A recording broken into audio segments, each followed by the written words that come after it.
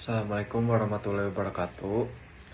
Perkenalkan, nama saya Muhammad Fikri San Permana dengan NPM 23104. Sini kami akan mempresentasikan mengenai materi pengangkutan laut, darat, dan udara. Apa sih yang dimaksud dengan pengangkutan itu?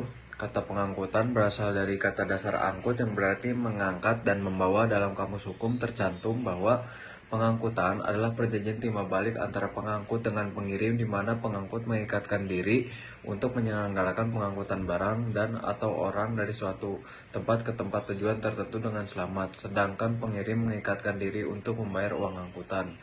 Menurut salah satu sarjana mengenai pengangkutan, menurut Abdul Qadir Muhammad, pengangkutan adalah proses kegiatan membawa barang atau penumpang dari tempat pemuatan ke tempat tujuan dan menurunkan barang atau penumpang dari alat pengangkutan ke tempat yang ditentukan. Selanjutnya akan dilanjutkan oleh rekan saya. Baik, di sini saya akan menjelaskan definisi perjanjian pengangkutan. Sebelum menyelenggarakan pengangkutan, terlebih dahulu harus ada perjanjian pengangkutan antara pengangkut dan penumpang atau pemilik barang. Perjanjian pengangkutan adalah persetujuan di mana pengangkut mengikatkan diri untuk menyelenggarakan pengangkutan penumpang dan atau barang dari suatu tempat ke tempat tujuan tertentu dengan selamat, dan penumpang atau pemilik barang mengikatkan diri untuk membayar biaya pengangkutan. Dan selanjutnya, tujuan pengangkutan. Pengangkutan diselenggarakan dengan tujuan untuk membantu memindahkan barang atau manusia dari satu tempat ke satu tempat secara efektif dan efisien. Dikatakan efektif karena perpindahan barang atau orang tersebut dapat dilakukan sekaligus dengan jumlah yang banyak, sedangkan dikatakan efisien karena menggunakan pengangkutan perpindahan itu menjadi relatif singkat atau cepat dalam ukuran jarak dan waktu tempuh dari tempat awal ke tempat tujuan. Selanjutnya, pengangkutan laut. Pengangkutan laut merupakan transportasi yang sangat penting, terutama negara kepulauan seperti Indonesia. Beberapa poin penting dalam pembahasan pengangkutan laut: efisiensi dan ekonomi. Transportasi laut dianggap paling efisien. Dalam pengangkutan barang dalam jumlah besar, kapal memiliki kapasitas yang besar dan dapat mengangkut berbagai jenis barang seperti muatan, curah kontainer, dan barang berbahaya dengan biaya lebih rendah dibanding mode lainnya. Walaupun begitu, pengangkutan laut menghadapi berbagai risiko seperti cuaca buruk, kerusakan teknis, dan kecelakaan. Untuk mencegah kecelakaan kapal dengan cara yaitu memantau perkiraan cuaca secara rutin dan menunda pelayaran saat kondisi tidak baik. Baik, di sini saya akan membacakan pengangkutan darat. Moda transportasi darat melibatkan kendaraan jalan raya dan kereta api yang sangat vital untuk mendukung logistik dalam negeri. Konektivitas dan fleksibilitas transportasi darat menawarkan fleksibilitas tinggi, baik untuk pengiriman barang dalam jarak dekat maupun distribusi ke lokasi terpencil. Sistem jalan raya dan jalur kereta memungkinkan pengiriman barang yang lebih cepat dibandingkan laut, terutama untuk jarak pendek hingga menengah.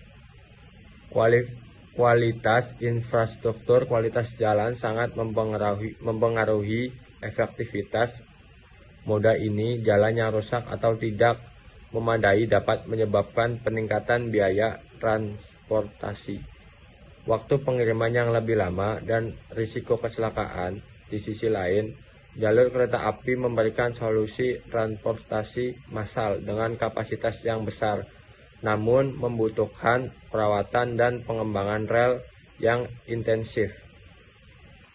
Peran ekonomi. Transportasi darat juga mendorong perekonomian lokal dengan menyediakan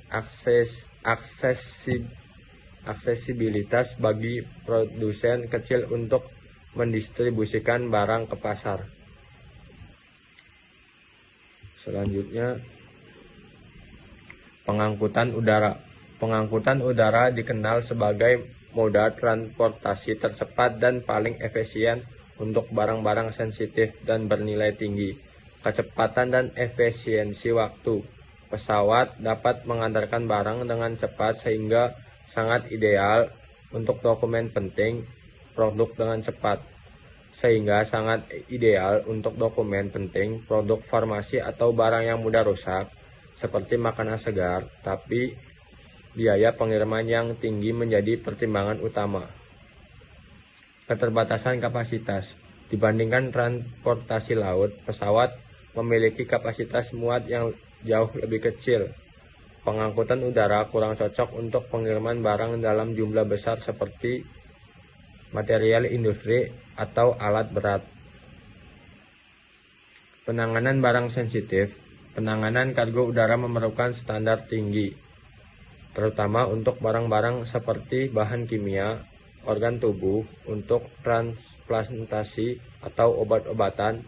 Hal ini mencakup pengemasan khusus, pendinginan, dan asuransi pengiriman. Prosedur pengiriman barang melalui udara sebenarnya cukup mudah. Anda hanya tinggal mengikuti persyaratan dan ketentuan yang telah ditetapkan oleh pihak bandara. Baik, di sini saya akan membacakan kesimpulan. Ketiga moda transportasi ini saling melengkapi dalam sistem logistik global. Pemilihan moda transportasi yang tepat bergantung pada faktor seperti jenis barang, biaya, waktu pengiriman, dan jarak. Untuk meningkatkan efektivitas pengangkutan secara keseluruhan, penting untuk mengatasi tantangan masing-masing moda melalui perbaikan infrastruktur, regulasi yang lebih baik, serta peningkatan pelatihan bagi awak transportasi. Ketiga jenis pengangkutan ini memiliki peran penting dalam mendukung pertumbuhan ekonomi dan integrasi wilayah. Masing-masing memiliki kelebihan dan kekurangan yang perlu dipertimbangkan dalam konteks pemilihan moda transportasi yang tepat untuk kebutuhan tertentu.